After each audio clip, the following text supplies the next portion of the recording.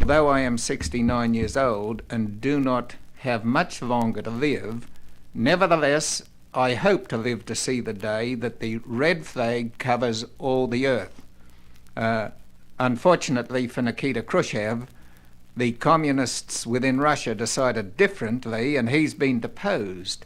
But the hope of communists everywhere for communist triumph remains.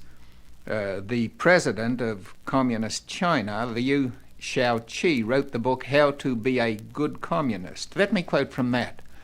What is the fundamental duty of us Communist Party members? As everybody knows, it is to transform the present world into a communist world. The communists are convinced that communist world triumph is inevitable and that the communists have the responsibility to minister this inevitability through their programs. We must acknowledge that history records that the communists have made great progress towards the achievement of their objective.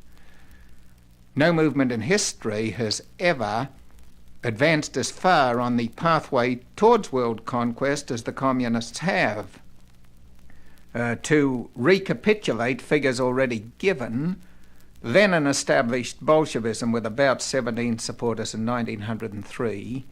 He conquered Russia with 40,000 in 1917. Today, the communists, or the Leninists, have conquered more than 1 billion of the Earth's population, and they have programs in being in practically every other country designed to accomplish the conquest of the entire world. Nevertheless, they seem a long way from their objective of conquering such countries as the United States. And many people find it completely inconceivable that this communist program could succeed. How do the communists propose to conquer the United States? It may be best to consider a few ways that the communists do not believe will be successful in establishing communism within this country. Firstly, the communists do not believe they will be successful in establishing communism by the vote of the people. They don't foresee the day when a majority of the voters will go to the ballot box and elect communist candidates to the Congress of the United States so that communism can be voted into power. They don't expect to elect a communist president to exercise executive authority. Whatever use the communists try to make of the ballot box, they don't honestly expect that they will vote communists into power. Secondly, the communists do not expect to defeat America in a thermonuclear war. This is decidedly not their purpose. This, they believe, is one thing that must be avoided at all costs. Their reasons for this are quite significant. Firstly, they're very proud of the achievements that have taken place in what they call the socialist world since the original communist conquest of Russia in 1917. They're very proud of the great cities, the dams, the various buildings, bridges that have been created. They know that thermonuclear war would lead to the destruction of these things, and they don't wish them destroyed. But even more significantly, they're aware of the magnificent material achievements manifest within the United States of America.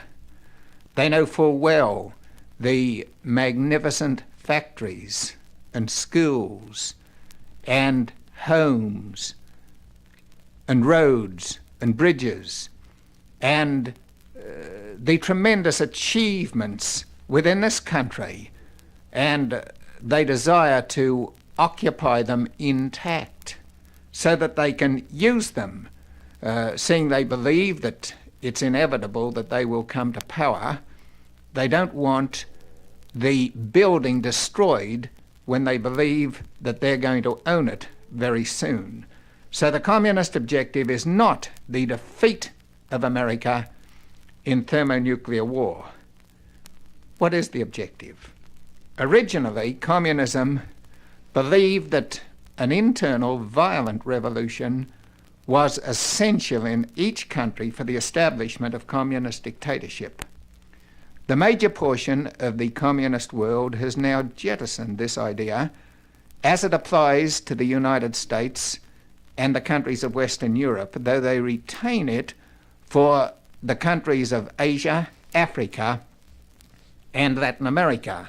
There is some disagreement within the ranks of communism on this point. Those communists associated with the Chinese communist position do believe that internal violent revolution is to play a significant role in the establishment of communism, even in the countries of Western Europe and the United States. This is the central issue of the conflict between the Russian and the Chinese communists. The Russian communists and those affiliated with them no longer believe that violent revolution is essential for the establishment of communism in such countries as the United States. So they have ruled out the method of internal violent revolution seizing power within this country. If we eliminate communist power by vote, defeat of the United States in thermonuclear war, internal violent revolution, what's left? What's left is the real communist program for the conquest of this country: surrender. The communist program may be expressed by the formula external encirclement plus internal demoralization equals progressive surrender. And their objective is to conquer by revolution, what they call people's revolts. The countries of Southeast Asia, Asia generally, Africa, Latin America, to isolate and neutralize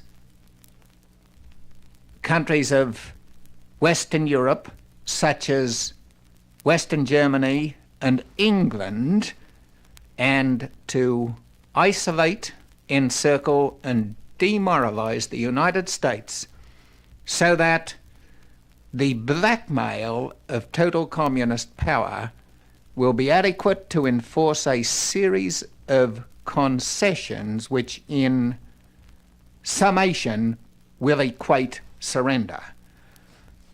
The communist program of encirclement is quite obvious.